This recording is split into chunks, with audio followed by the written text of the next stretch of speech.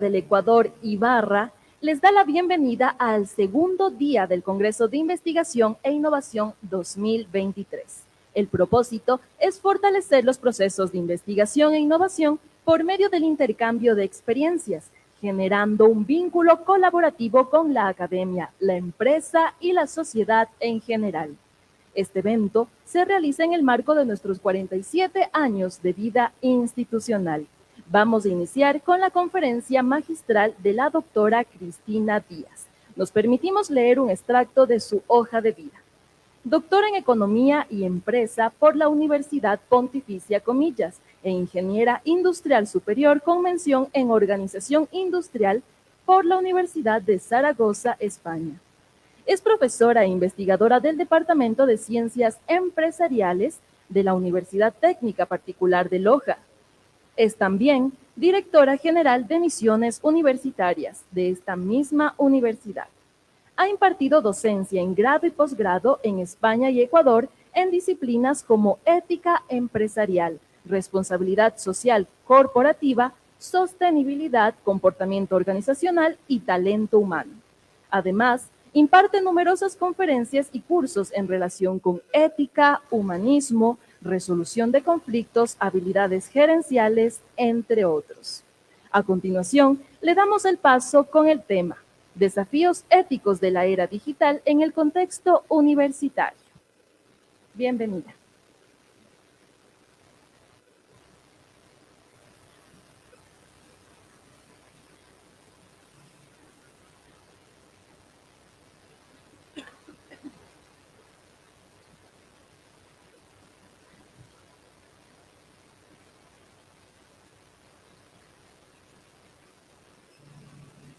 Muy buenos días. Espero que estén todos muy bien y que se vayan ubicando ya en su sitio para empezar esa charla, que ya vamos con un poquito de retraso. Vamos a tener aproximadamente media hora solo de charla, así que espero que lo podamos aprovechar muy bien.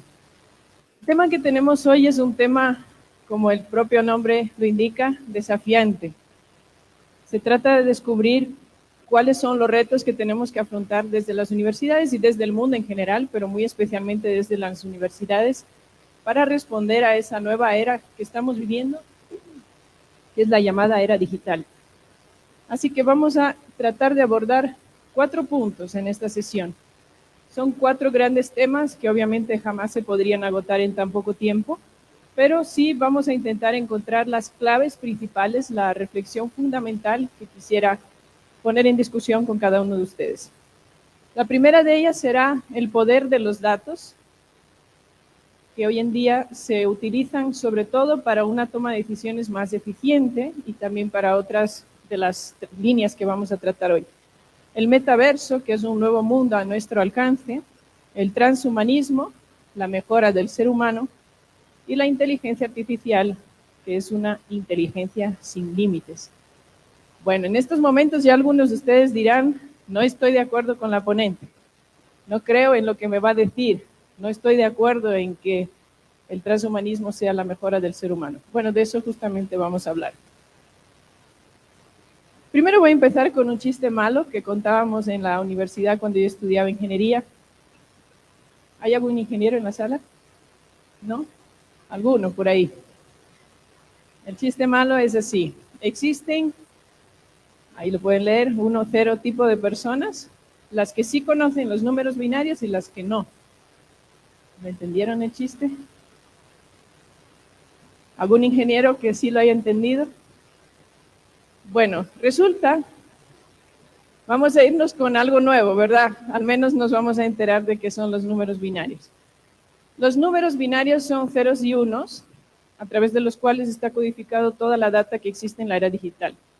De hecho, la palabra digital significa, viene de 2, ¿no? Di, o es 0 o es 1. Y uno dirá, pero ahí dice 10. Digo, no, ahí dice 2, porque en números binarios 1, 0 es 2. Bueno, les puse una tabla para que vean cómo se escriben los números binarios.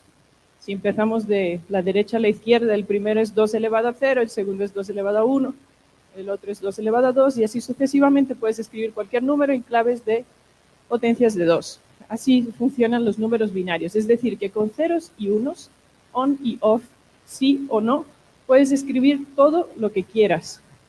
Y esa es la lógica del mundo digital. Y muchos de ustedes hablan del área digital y quizás no sabían todavía que era digital, ¿verdad? O sea, no sabían todavía qué significaba eso de lo digital. Abajo ponemos, yo les pregunto siempre a mis alumnos, ¿qué es lo contrario a lo digital? No tienen la menor idea. Les digo, lo contrario a lo digital es lo analógico. ¿Alguno de ustedes quizás tuvo una cámara en su momento de fotos que no era digital, verdad? Muchos de nosotros hemos vivido el paso de la era analógica a la era digital. Empezamos a tener nuestro primer reloj digital, nuestra primera cámara de fotos digital. Y al inicio nuestras fotos casi se parecían más a lo que ven a la izquierda que a lo que se parece ahora a la foto de la derecha. Pero no quiero decepcionarles, las dos son digitales, hoy por hoy. Prueba de ello es que lo estamos viendo en una pantalla que proyecta píxeles. ¿A qué le llamamos a esa foto de la izquierda? ¿Qué diríamos? Que está pixelada. ¿Qué es una foto pixelada? En realidad no es nada más, nada menos que una foto con menor resolución que la otra. Es decir, que tiene menos cuadraditos que la otra. Pero es lo mismo exactamente, con una lógica de menos capacidad de ¿qué? De almacenamiento. Al inicio teníamos disquetes que cabía 1 mega y eso era wow. Ahora 1 mega no te da ni para la foto de WhatsApp. Bueno, ¿qué ha cambiado en la era digital o la llamada era digital? La capacidad, la nanotecnología, el volumen de datos. Y por ello, vamos a intentar empezar a entenderlo desde la lógica del volumen de datos. Fíjense esto, ¿alguien sabe qué es eso? Como no tengo ingenieros en la sala, no me pueden ayudar. ¿Qué es? Una central nuclear. Antes de que tuviéramos la era digital, teníamos, y todavía existen obviamente esas centrales, porque se construyeron hace más de 30, 40 años. Ahí se manejaban los protocolos y se prende una luz roja en algún lado a base de manual. Sacaban un tocho debajo de los cajones que están ahí y empezaban a buscar página 1437, ¿qué hay que hacer? Esa luz prendió, se ha prendido, esa luz que en mi vida la he visto prenderse, de todas las luces que encuentran ahí. Así funcionábamos y más o menos funcionaban las centrales, siguen funcionando. ¿Qué es eso? Esa sí la conocemos todos. Una cabina de un avión. Y ustedes dirán, ¿qué piloto puede controlar todo eso? Hoy en día tenemos algo más parecido a eso. ¿Eso qué es? Control de información compleja. Volumen masivo de información a la mano del ser humano. Eso es lo que está detrás de la lógica, por ejemplo, del Big Data, ¿no? Por eso yo les decía, Big Data, ¿qué es? Cantidad masiva de datos que vamos a empezar a controlar de manera más eficiente. Y ya que estamos en una universidad, les muestro algo que se parece a la anterior central nuclear, pero no lo es. Eso es un observatorio de una universidad, con igual un montón de dashboards, ¿no? Paneles de información, un montón de gráficas, no tantas computadoras, pero un montón de información supuestamente a la mano de quienes toman decisiones en esa universidad. Tasas de desocupación, es en Brasil, salida de empleo en la industria, etc. Nuestras universidades quizás algunas no han llegado todavía a ese nivel, pero a eso vamos, lo sabemos perfectamente los que estamos aquí. ¿Estaremos de acuerdo o no? Pero a eso vamos, que vamos. ¿Estaremos de acuerdo o no? Pero fíjense, quizás entre eso y eso, mejor que no tener ningún control a tener un control de esta manera. Bueno, vayan pensando si están o no de acuerdo, pero yo les voy a dar mis reflexiones. El poder de los datos para tener una decisión más eficiente. ¿Qué es lo que ocurre en el ser humano? Tenemos muchos límites, ¿verdad? Cuando ustedes, que muchos son de los aquí presentes estudiantes, les decimos, en el examen van a entrar 50 capítulos. Ustedes dirán, 50 capítulos no voy a poder estudiar. En el mejor de los casos van a hablar con otros compañeros y dirán, estudias tú 10, yo estudio 10, y luego ponemos en común lo más importante, me enseñas y ya, salimos como podamos, simplificamos la realidad. ¿Por qué? Porque no podemos abarcar la realidad. Entonces, la técnica nos da poder, nos da capacidad de simplificación. Y más si tenemos algo como la inteligencia artificial que me unifica un montón de conocimientos que están en todos lados y me da lo que yo le estoy pidiendo concretamente. No me da vueltas. Incluso me cuesta, a veces tengo que decirle, contéstame con 1500 palabras. No me contestes solo con 5 párrafos, que es lo que la persona estándar busca, etcétera. Entonces, ¿qué es lo que ofrecen los datos? La complejidad, la gestiona por ti, lo que tú mentalmente no puedes hacer porque no tienes capacidad para eso a nivel de cálculo, de volumen, etcétera. Pero ¿qué es lo que ocurre aquí? Y ustedes lo sabrán muy bien. Los datos no se miden a sí mismos. Es decir, ellos no aparecen en la pantalla y te dicen, mira, yo estoy aquí, soy el dato que tú buscas. Él viene a la pantalla si tú sabes preguntar. Y por eso mucho de la discusión que viene ahora de la educación en la era del ChatGPT, por ejemplo, es, ¿pero saben al menos preguntar nuestros estudiantes? Yo el otro día di una clase de comportamiento organizacional. En esa clase utilizo la sigla CO. ¿Y qué hicieron mis estudiantes? Metieron la clave, o sea, metieron una pregunta en ChatGPT con CO como sigla y les salió costo de operaciones.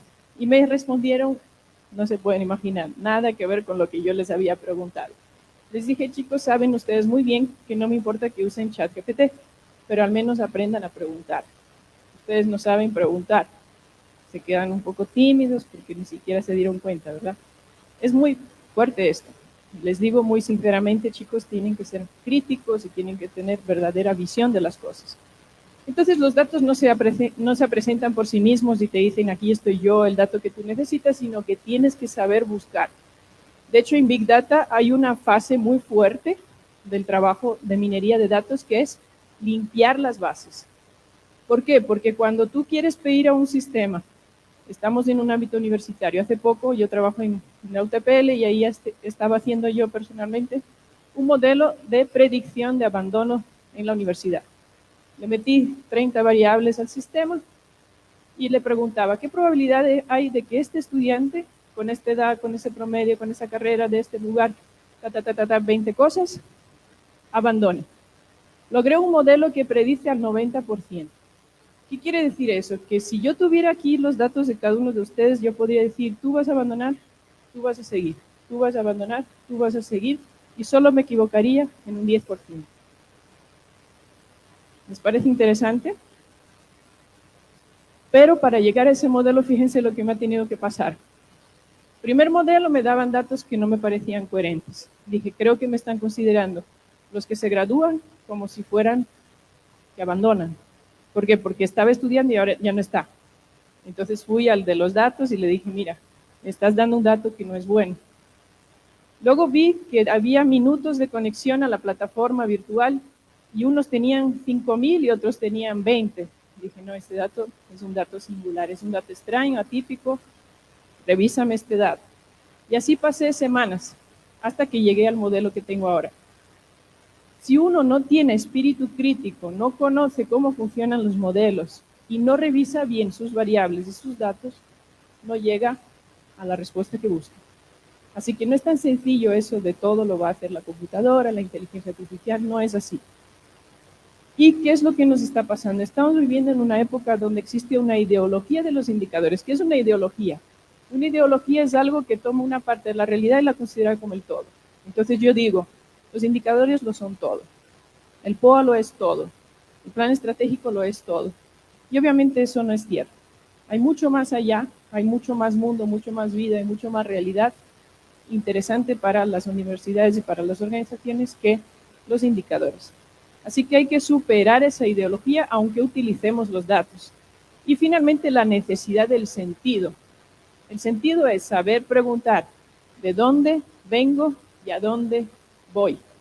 Pero eso no lo da tampoco la era digital en sí mismo, sino es el ser humano el que tiene que buscar el sentido. Bien, eso es solo una partecita de lo que vamos a ver, ¿verdad?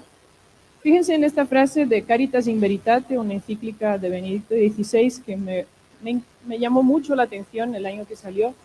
Dice, la técnica atrae fuertemente al hombre porque lo rescata de las limitaciones físicas y le amplía el horizonte. Pero la libertad humana es ella misma solo cuando responde a esta atracción de la técnica con decisiones que son fruto de la responsabilidad moral. Es verdad que cuando decimos responsabilidad moral pensamos en algo así como si estoy haciendo las cosas bien o estoy haciendo las cosas mal, si lo uso para el bien o lo uso para el mal, pero no es eso, es mucho más que eso. Es hacerme cargo de lo que estoy haciendo, ¿no? Responsabilidad es cargar una carga, o sea, llevar una carga. Si yo digo, voy a hacer un modelo que va a predecir el abandono de mis estudiantes, yo no puedo sacar cualquier cosa porque yo soy la responsable de ese modelo. O si yo trabajo en un modelo financiero para aumentar los beneficios de mis clientes en mi banco, yo me hago cargo del modelo que estoy creando. Y eso es la libertad utilizada en plena potencia. Y esto es lo que tiene mucha relación con lo que estamos hablando de la ética. Vamos a otro tema muy delicado, muy controvertido también, del que últimamente se ha hablado algo menos, pero no ha dejado de estar presente, el transhumanismo. Yo me imagino que ustedes ya han escuchado ese nombre y saben perfectamente lo que es, pero por si acaso les voy a decir en palabras sencillas qué es el transhumanismo. Es una corriente filosófica que considera que el ser humano debería mejorar su propia especie a través del uso de las tecnologías, de manera totalmente indiscriminada en algunos casos. No todos los transhumanistas tienen las mismas ideas, pero básicamente lo que esperan es lo que ven aquí. Evolución desde los monos, los simios, hasta los seres humanos, pasando por etapas intermedias. Y cuando entra la tecnología, estamos entre el señor este del medio con el maletín y el siguiente. En el otro caso tenemos una pierna biónica y finalmente somos prácticamente un robot. Ellos creen que eso es algo natural, que viene de la capacidad humana de transformar su propia naturaleza. Fíjense en este ejemplo. A ver, yo lo pongo.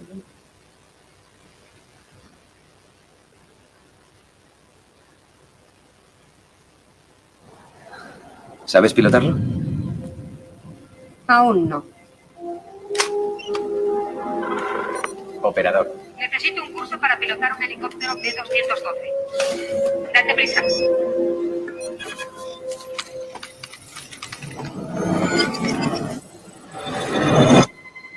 En marcha.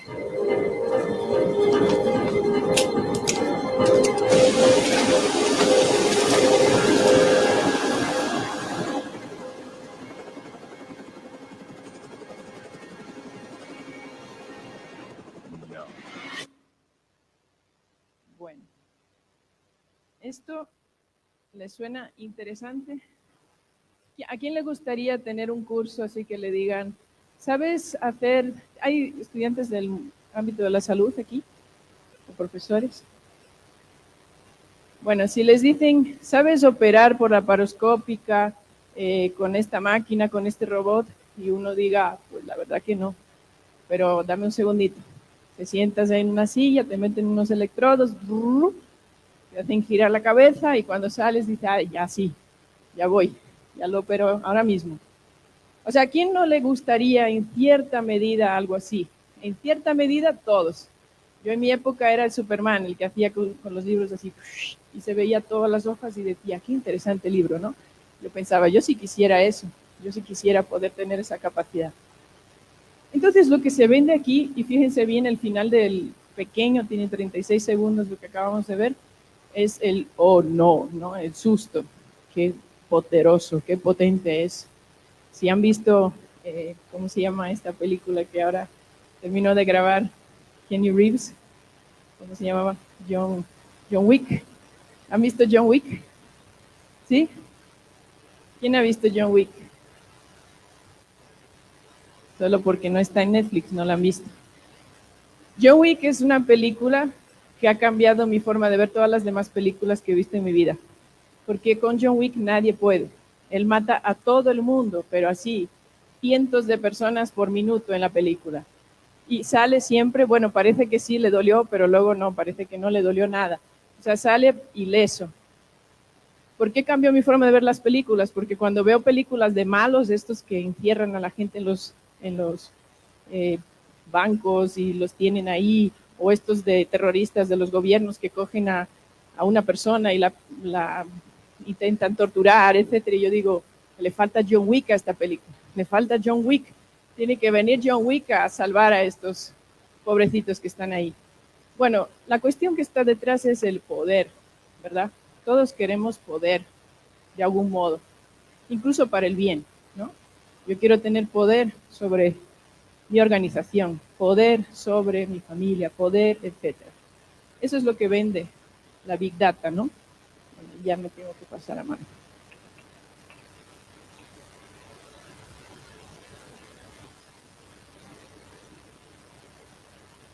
Ya estamos.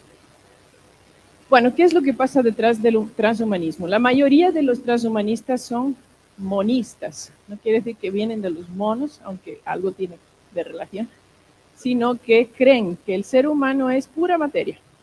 O sea, creen que la persona se modifica y se mejora a base de microchips, de piernas biónicas, etc. Y entonces se trata de una concepción muy materialista del ser humano. Y además se basa en una creencia ciega de la tecnología. Es decir, con tecnología se resuelve todo. El paradigma también tecnocrático, ¿no? Con la tecnología todos los problemas se pueden resolver. Y hay una cerrazón total de la dimensión trascendente de la persona. Ahí empieza el gran problema de esa visión del ser humano. ¿Y qué les diría? Ahora sí entro un poco con una visión crítica. ¿Qué es la mejora entonces del ser humano? O sea, la mejora del ser humano no es necesariamente mejorarlo físicamente, ¿verdad? Pero vamos a ir por partes. Primero, la mal llamada superación de la evolución. Hay teóricos que dicen que el ser humano ya superó su etapa evolutiva, que ahora somos nosotros mismos los que guiamos nuestro propio desarrollo tecnológico. O sea, nuestra propia naturaleza se va a desarrollar con nuestras capacidades basadas en la tecnología. Pero eso es una mal llamada superación de la evolución. Si bien puede ser que el ser humano haya llegado al límite de su etapa evolutiva, eso no significa que superarla tenga que ver con mejoras a nivel físico. Por supuesto, el deseo de la inmortalidad o la eliminación del dolor y el sufrimiento, sin embargo, con una paradoja. Y es que, ¿por qué no invierten en los más pobres? ¿Por qué no se dedican los transhumanistas a resolver los problemas del mundo, que son tan sencillos aparentemente, no necesitan tanta inversión y tanta tecnología? Hay una contradicción aquí. Si han escuchado hablar de la Universidad de la Singularidad, Singularity University, ellos tienen un paradigma de fondo que es justamente la superación de la evolución por la era digital, la tecnología, donde dicen que el ser humano tiene la responsabilidad de desarrollarse a través de esos medios, pero solo invierten en proyectos rentables. No invierten en nada que no sea rentable. Por eso, los problemas sencillos de la humanidad que acucian a tantos millones de personas no les importan. Eso para mí es una contradicción muy fuerte de este modelo y de esa propuesta, ¿no? Entonces es una paradoja. ¿Y en qué nos tendríamos que mejorar entonces? ¿Qué sería la verdadera mejora del ser humano? Bueno, primero veamos quién es el ser humano. El ser humano es un conjunto de moléculas combinadas de manera misteriosa exitosamente. El ser humano es mucho más que eso. Si me cortan una pierna, no dejo de ser persona. Incluso si tengo una minusvalía mental, no dejo de ser persona. Y aquí entran las creencias, los valores. Para mí una persona es un ser con una mayor dignidad, con una dimensión espiritual. Y fíjense, ahora sí me mojo y digo, yo que sí creo en Dios y creo que nos ha puesto un elemento en nuestro ser que nadie lo puede tocar, el espíritu. En el espíritu no puede venir nadie a decir, mira, te voy a poner un microchip y te voy a cambiar tu espíritu. Sí pueden hacerlo con tu psicología, fíjense. Yo tuve un amigo que tuvo un aneurisma cerebral y cambió de personalidad. Él era una persona y cuando superó el problema del aneurisma, era otra persona. Pero su espíritu está intacto. La bondad que tenía de fondo, de verdad, de su corazón, seguía intacta. Era esencialmente la misma persona. Pero eso no lo pueden tocar los médicos, ni los tecnólogos, ni nadie que se dedique a la psique o al cuerpo. Es el espíritu. Ahí es donde nos tenemos que mejorar y no lo estamos haciendo como humanidad. Muy pocas personas se dedican a mejorar a nivel espiritual, que es lo que nos diferencia de otros seres. Esa queda la reflexión para nosotros. Bueno, el metaverso. Esto ha sido un concierto en el metaverso de Justin Bieber, creo que todos sabemos al menos quién es. Yo cuento a veces la anécdota que estuve viviendo en Madrid mucho tiempo y cuando él fue a dar un concierto en un hotel que está justo enfrente, no había cómo salir de casa, porque tenía, pero cantidad de fans. Bueno, él es una persona que tiene una buena convocatoria, o sea, capacidad de convocatoria, hizo un concierto, recaudó millones. ¿Cómo funcionaba? Estos avatares que ven ahí que parecen zombies son las personas que se han conectado al concierto. Abajo ven la pantalla de él con sus sensores bailando en la vida real, en el lugar donde estuviera, y encima del auto está él, su avatar, bailando. Y este concierto tuvo un boom, recaudó millones y hubo muchos miles de participantes. Otras utilizaciones del metaverso, por ejemplo, eso es una opción desde la parte arquitectónica. Tú no puedes visitar esta zona personalmente, pero te llevo a tu avatar a que vayas a visitar este nuevo paseo al lado del mar que estamos construyendo para que veas cómo te sientes ahí, o estos edificios que estamos poniendo en este lugar justamente. Incluso bodas virtuales se han hecho, de verdad se han hecho, y se hacen. O sea, me voy a casar, entonces me compro unas gafas de realidad virtual, elijo mi avatar, me pongo unas alitas, un vestido, y ahí voy con mi esposo a casarme. No es un caso, son muchos, lo pueden investigar, lo van a encontrar. Invito a lo mejor a mis compañeros, a mis amigos, se ponen el traje que quieran, eso sí, pagado, ¿no? Tienen que pagar el traje, más barato que en la vida real, pero te queda bien seguro, no te preocupes por eso. Bueno, simulaciones en el mundo de la educación, esto posiblemente ustedes lo han visto. Hay muchas formas de implementación de esas realidades. Bueno, este es el metaverso visto desde distintas perspectivas. Y aquí están las empresas que se han dedicado a desarrollarlo, sobre todo estas 15, pero como verán, no son tan poquitas. Hay muchas más. Hay muchas empresas invirtiendo en el metaverso. Una de ellas que todos conocemos es Meta, ¿verdad? Pero luego hablaré un poquito más de ella. Fíjense, aquí tenemos datos de cómo ha evolucionado los ingresos, o sea, la facturación de la industria de los videojuegos. Yo que soy millennial, casi premillennial, en el 82 nací yo, en el 85 ya existía Super Mario Bros. La generación de los anteriores, el Pac-Man, ¿no? Este come así de las bolitas que pasaban. Luego nos hemos ido a, bueno, varias etapas, los Angry Birds, Candy Crush, Minecraft, por ejemplo, Pokémon Go. Yo tuve amigos que de verdad iban a los lugares solo para cazar Pokémones. Y luego están Fortnite, por ejemplo, que muchos conocerán, que ha tenido ya mucho más impacto. Pero estamos hablando de una industria de más de 165 billones de dólares en el año 2020. Es de las industrias que gana más dinero actualmente. Y por eso existen carreras enteras dedicadas a diseño de videojuegos, programación, etc. Eso es el metaverso actual. Aquí tengo un dato que es un poquito antiguo, pero me atrevo a decir que estamos peor actualmente. Busqué la renovación de este estudio y no lo encontré. El 60%, bueno, vamos a verlo, de los que tienen en torno a 16 años, ellos pasan más tiempo con sus amigos de manera virtual que presencial. Todos ellos, o sea, un 60% todos los días o casi todos los días, 21 algunas veces en la semana y otros un poquito menos. Y la mitad prefiere la interacción virtual más que la presencial. O sea, hoy en día hay mucha gente que prefiere relacionarse por medios digitales y no presencialmente, en esas edades sobre todo. Después de la pandemia nos dimos cuenta, no sé si les ha pasado como profesores, que nuestros estudiantes llegaron prácticamente sin ninguna habilidad social. No sabían hablar, tenían una vergüenza espantosa. Se han acostumbrado a que tengo tiempo para pensar antes de responder. Si alguien me escribe un WhatsApp, yo lo leo, a lo mejor me paso minutos, horas, el día entero, pienso que voy a contestar y luego contesto. En la vida real no es así, ¿verdad? Si alguien me pregunta, ¿qué tal estás? Yo tengo que contestar inmediatamente. Bien, muchas gracias. ¿Y tú? ¿Estás bien? Pues ese tipo de conversaciones ya nos cuesta más. Pero fíjense algo que quisiera llamar la atención, la virtualidad versus la presencialidad. Qué difícil es crear un entorno inmersivo. Tienes que llevar unos lentes, unas gafas, ¿no? Tienes que ponerte sensores. Si quieres que tenga sensación de tacto, te meten un montón de cositas por los dedos, unas luvas así, unos guantes y te dicen, bueno, ahora vas a sentir que estás tocando algo. Bueno, la vida real es mucho más hermosa, ¿verdad? Hoy en día nos queremos mucho con nuestras mascotas y pasamos más tiempo abrazando y acariciando a nuestras mascotas que a nuestros propios familiares o amigos. Pero al menos podemos decir, de verdad, no creo que nadie sustituyera a su mascota por una mascota virtual.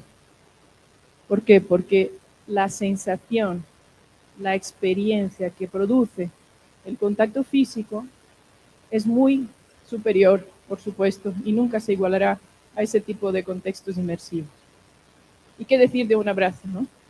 De un abrazo de alguien a quien amas de verdad. Así que el metaverso es un nuevo mundo a nuestro alcance, pero apuesta por la virtualidad.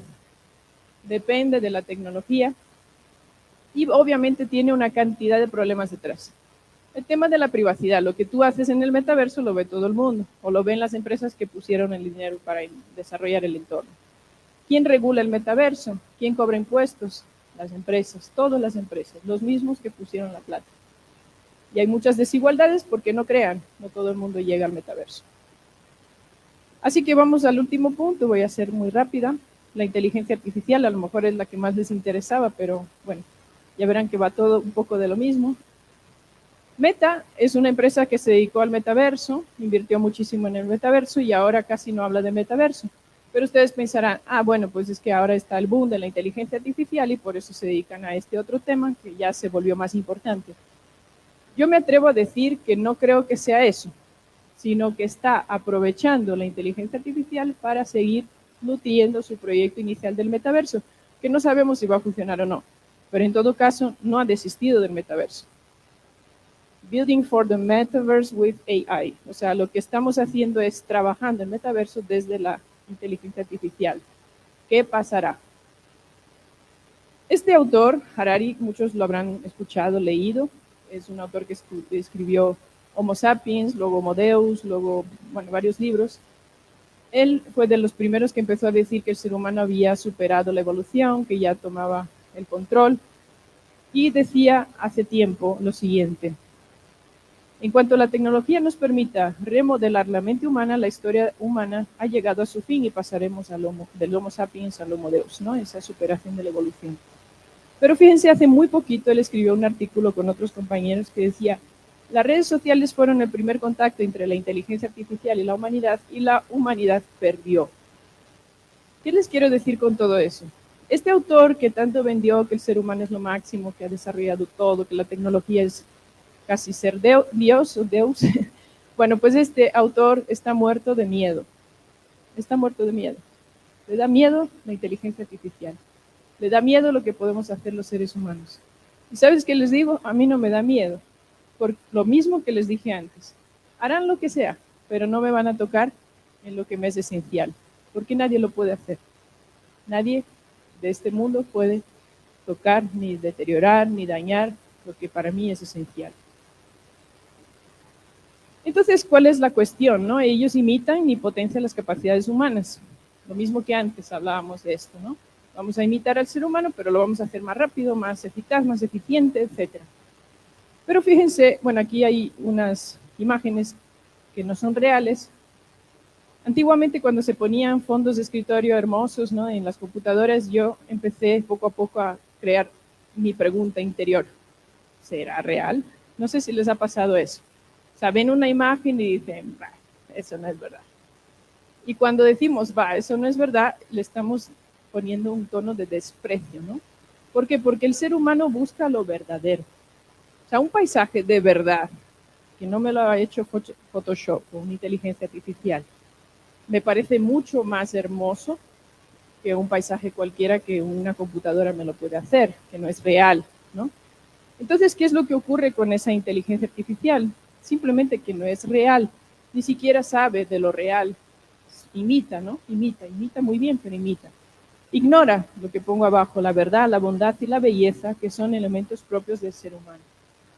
Y las más auténticas, insisto, no las puede imitar.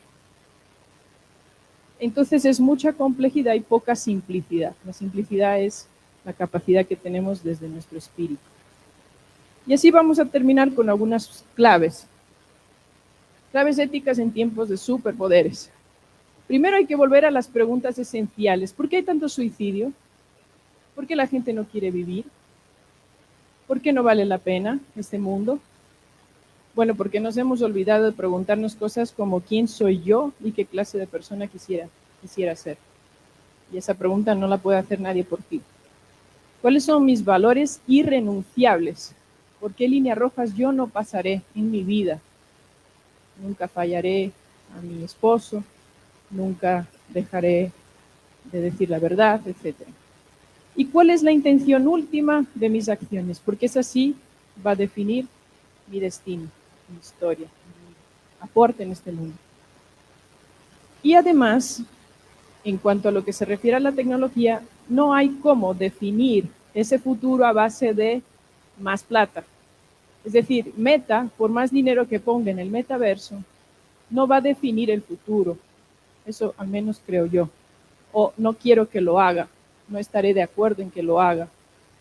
O ChatGPT, o Twitter, o quien sea. No me parece adecuado que sean quienes definan el futuro. Más bien, creo en esta frase que dice el Papa Francisco y que dice: hago una invitación urgente a un nuevo diálogo sobre el modo como estamos construyendo el futuro del planeta. Claro, esta es de Laudato Si, pero verán si la leen, tiene que ver con todo ese tema del desarrollo tecnológico, ¿no? Necesitamos una conversación que nos una a todos, porque el desafío ambiental que vivimos y sus raíces humanas nos interesan y nos impactan a todos. Es decir, se requiere diálogo. Las personas tienen que pensar qué clase de mundo quiero para mí y ponerse a construirlo en clave profética, cómo quiero que sea el mundo, no cómo me viene el mundo encima, cómo me pasa el mundo por encima de mí, sino cómo voy yo a construir mi mundo. Es como el que lee el horóscopo, ¿no? Y dice, qué pena, voy a tener un mal día. No, eso depende de ti. Tú crea el día que quieres tener hoy.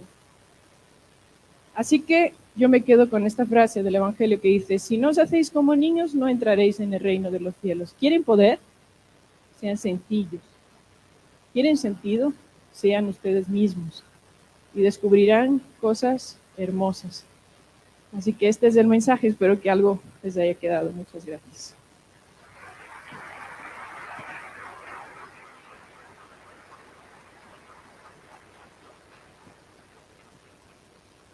Agradecemos la ponencia de la doctora Cristina Díaz, quien nos ha compartido un tema de suma importancia. Por cuestiones de tiempo, vamos a dar paso a 2 preguntas por parte del público. ¿Pueden levantar la mano, por favor?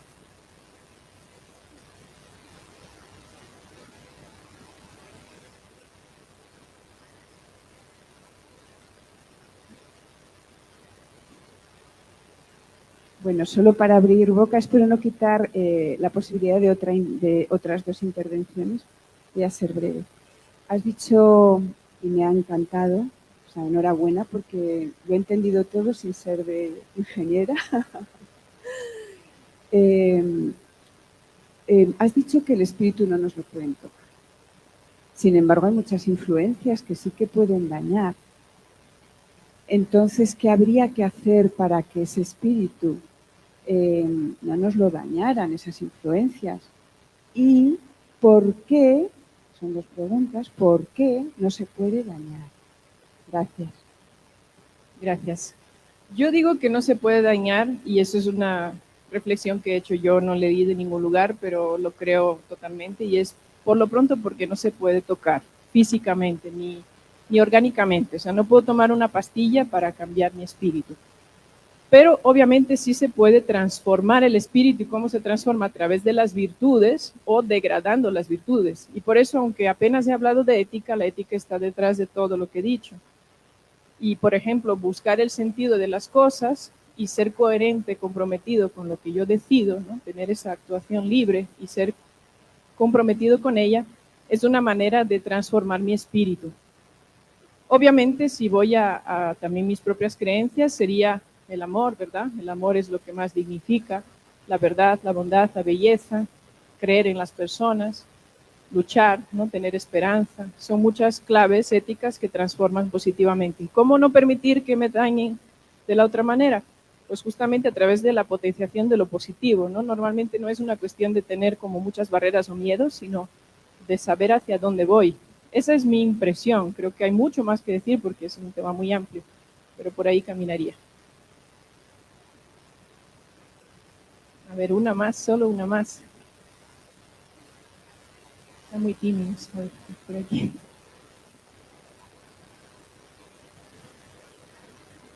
Gracias, Cristina. Gracias a todos los presentes. Muy rápidamente, yo vengo ahora de conversar con una alumna que está buscando tema de trabajo para su grado. Me ha comentado un tema que yo desconocía por completo.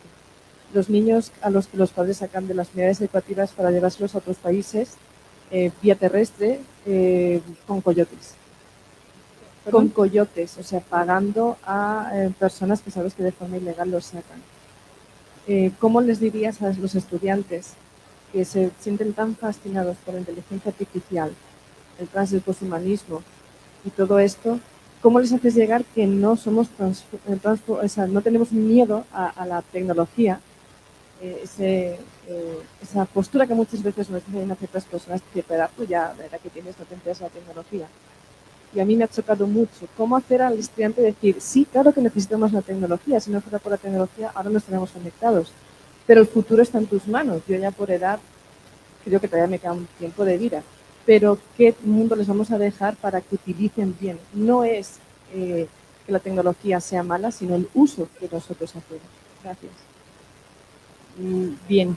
Bueno, la tecnología efectivamente no es ni buena ni mala, más bien es fruto de la creatividad humana, ¿no? Y es un poder que sale de la misma capacidad humana, con lo cual no debe ser en esencia mala, pero siempre hay que buscar, como decíamos, el para qué y la intención con la que lo hemos creado. Yo estoy en un grupo de investigación de un proyecto que se llama Digital Humanism, ¿no? De humanismo digital, y estamos creando justamente una herramienta de análisis ético de tecnologías digitales para que pase por ese filtro antes de salir. Es como decir, yo voy a obligarte a hacerte unas preguntas éticas para que puedas sacar esa tecnología al mercado, vamos a decirlo así. Estamos trabajando en esto. O sea, yo creo que para los estudiantes y para todos, ¿no? ¿Qué mundo queremos construir? Pues el que nos llene como seres humanos, o sea, el que nos parezca el más adecuado. No meternos, ¿no? En determinadas mafias, redes. Muchas veces es difícil por el hecho mismo de que no tenemos esperanza, ¿no? No tenemos amor, tenemos problemas muy graves. La virtud al final nos lleva a una palabra muy fuerte que es el martirio.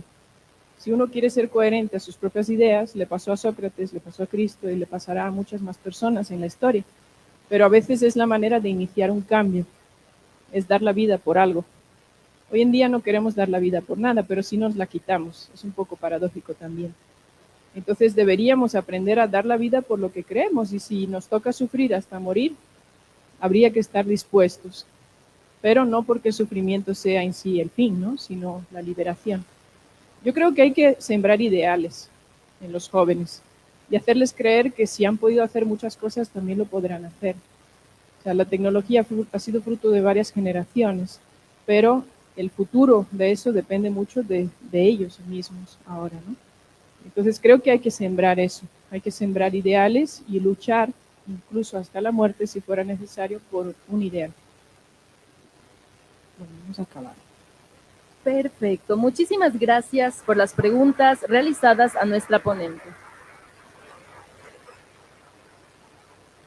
Llamamos al escenario al doctor Jesús Muñoz Díez, rector de la sede, y a la doctora Jenica Yambe para la entrega del respectivo certificado y presente institucional.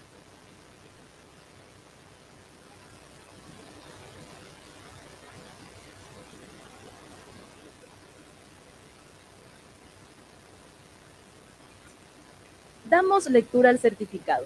Pontificia Universidad Católica del Ecuador Ibarra confiere el certificado a la doctora Cristina Díaz por haber participado como conferencista magistral con el tema Desafíos éticos de la era digital en el contexto universitario, en el marco del 6º Congreso de Investigación e Innovación desarrollado los días 19 y 20 de octubre del 2023. Firma PhD Jesús Muñoz Díez, prorector de la PUCE Ibarra.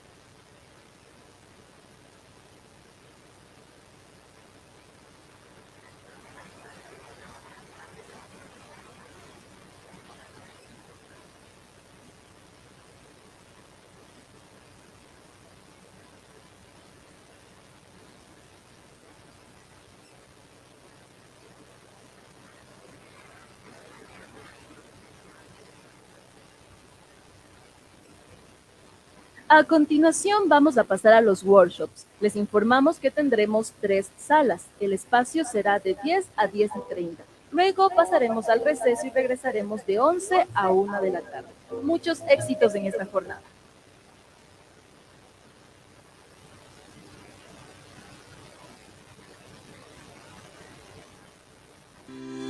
¿Quieres llevar tu carrera científica y académica al siguiente nivel?